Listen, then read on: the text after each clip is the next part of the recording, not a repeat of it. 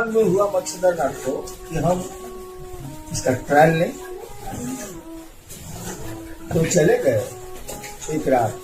और जो पत्थर इसको खींचा था कि महादेव भगवती आके यहाँ गप करते हैं रात में, उसके पीछे पानी में था, एक दूसरे पत्थर पर छिप बैठे। महादेव पड़ोसी आए रात में,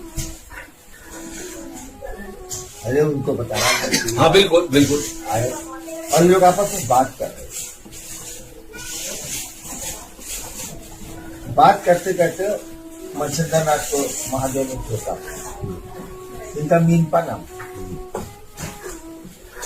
आज तुमने मुझको सुना है भगवती, तुमने मुझको सुना है, इसीलिए तू महान होगा, महान पथ का प्रवर्तक होगा।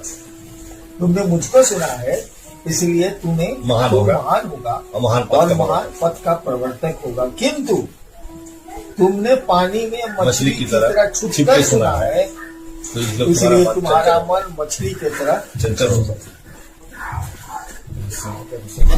उसके बाद हुआ क्या? बादाम या साफ, उसके बाद ये बेहोश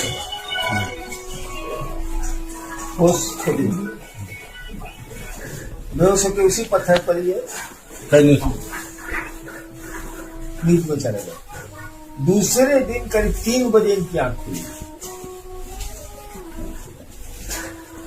आंख खुली तो सब इनको भकुआया लगा और तो चेंज हो गया। हाँ, उसी नशे की स्थिति में, आध्यात्मिक नशे की स्थिति में नदी पार करके गांव की तरफ बढ़ गए। तो वो कोई आइडिया नहीं लगा किधर है, कहाँ जा रहा है। उसी समय एक लड़की उधर से खेत में से आ रही। अब लड़की सोच रही, लगता है मेरे कुल का देवता है क्या ये? बाबा तो कहते हैं कि हमारे कुल के देवता बहुत गोरे हैं, लंबे हैं, मेरे कुल के देवता है क्या ये? इस समझ के साधु थे, उनको प्रणाम किया लड़की ने। 14-15 साल प्रणाम। उनको लगा क्या होश में कम थे, महादेव ने सुना था होश कम था। क्या हुआ? आशीर्वाद की मुद्रा में उसमें उन्होंने सूरज की किरणों को ऐसे पकड़ा, सूर्य की किरणों को ऐसे पकड़ा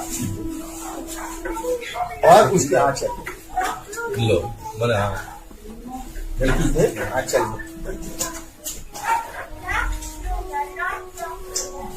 जो पकड़ा वो सोना हो गया और सुगंधित हो गया, सेंटेड गोल्ड।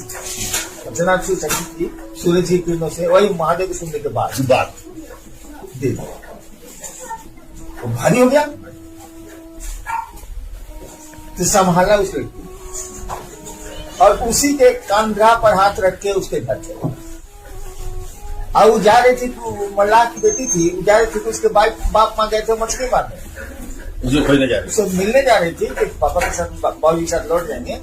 मल्लाह की बेटी थी, नाम था नर्मदा, जो नदी का नाम है, वहां ही रहने लगे। नर्मदा का एक ही काम था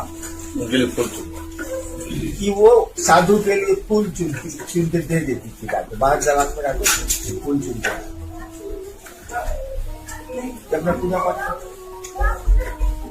धीरे धीरे नर्मदा का आकर्षण बढ़ता गया मत्स्यधरनाथ की तरफ, और वो कहती है कि अब तो फूल मुझसे बातें करने लगा। पता नहीं साधु में क्या है, चिड़िया बात करती है, फूल बातें करने लगे हैं, बताने लगे हैं कि उनमें क्या औषधीय गुण है और क्या नहीं है, ये बताने लगे। हाँ, ये क्वालिटी उसमें भी आने लगा। हाँ, संगत का था। और धीरे धीरे मन जो उनका मछली की तरह चंचल था, लड़की से उनका बड़ा अनुराग हो गया। एक दिन क्या हुआ कि ये जा रहे थे नदी तट पर घूमने, नर्मदा के नदी गांव बगले में था, मल्लाह लोग का गांव था, घूमने। उसके पहले उसके बाप लोग गांव वाले बोले, कौन कैसा साधु है, यहीं रहता, कहीं जाता भी नहीं, कुछ काम करना चाहिए इसको, नौजवान है।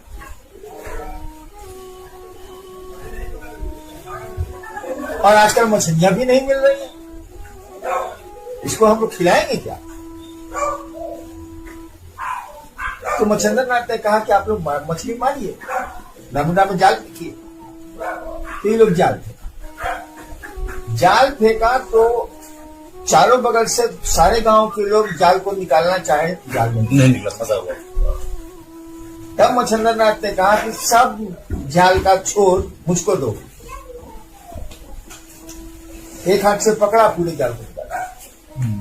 इतनी मछलियां मिली, निकलने ही नहीं था, इतना भारी हो गया। मच्छिंद्र नाथ ने एक हाथ से बाएं हाथ से निकाल लिया पूरी जाल। महादेव का पावर आ गया। और उसी समय नर्मदा के कंधे पर हाथ रखा और जंगल पे छोड़ दिया जगह, वहीं से चले गए। लेकिन नर्मदा को साथ जंगल में डकैती उन्होंने इनको घेर और अपने सरदार के पास ले गए, बांध छान के।